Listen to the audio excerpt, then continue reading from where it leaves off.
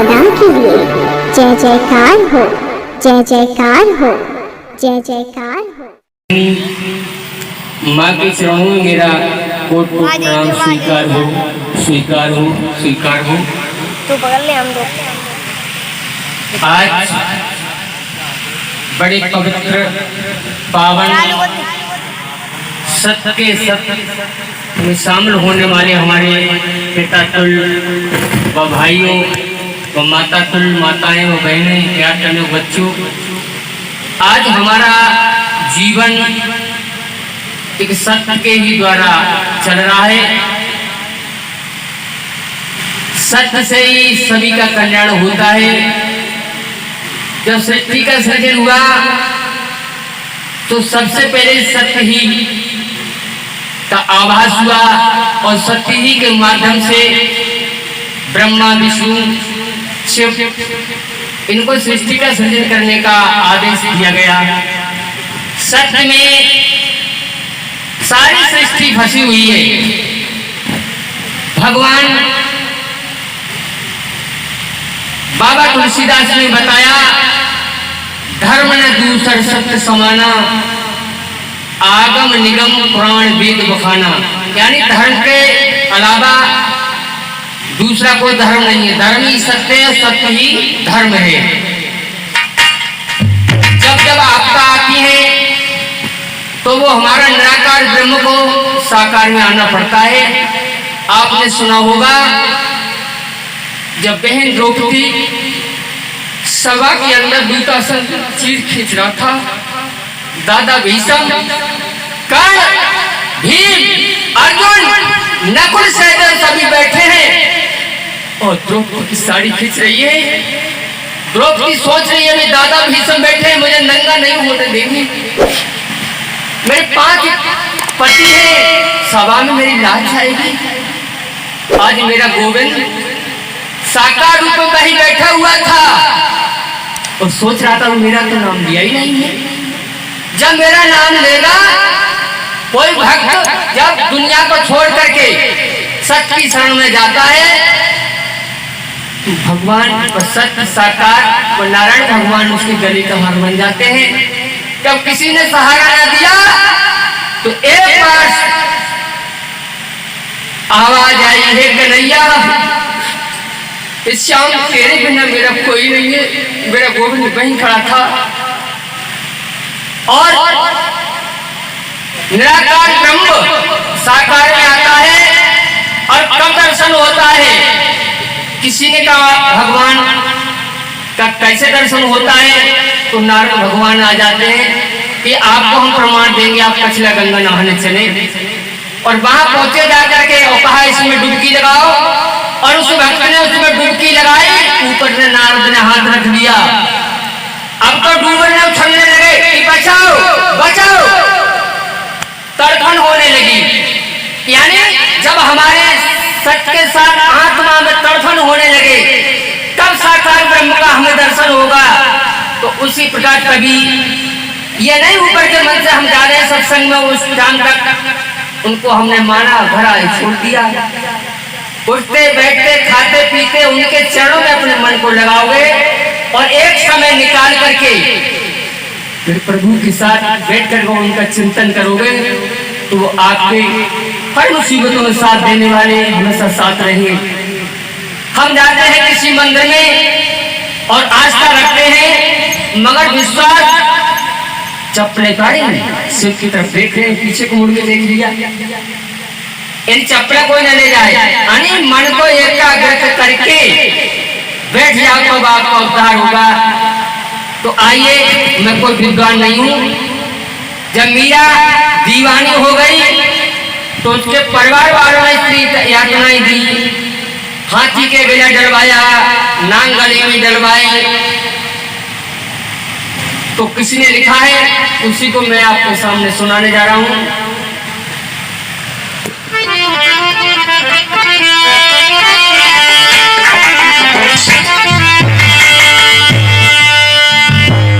आंखों में आंसू भर के मीरा उस साकार ब्रह्म को याद करती है और कहती है, मेरी वृंदावनी ससुराल। वृंदा कहते हैं भक्ति, और जो भक्ति करोगे तो मेरे सत्य का आवाज होगा और साकार प्रभु आपके गले का हार बन जाएंगे। और मेरी वृंदावनी ससुराल संभाल राणा तेरी नगरी में।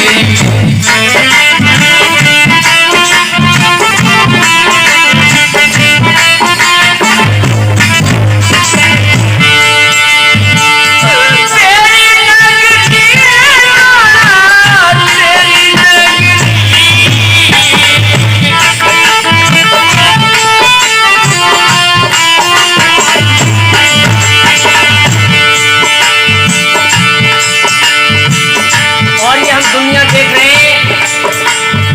एक बार गौरा माँ भगवान शिव के पास बैठी हैं, कहा भगवान रात में सपना हुआ एक बहुत बड़ा धनी निर्धन हो गया और निर्धन धनवान हो गया। तो बाबा भोलेनाथ ने बताया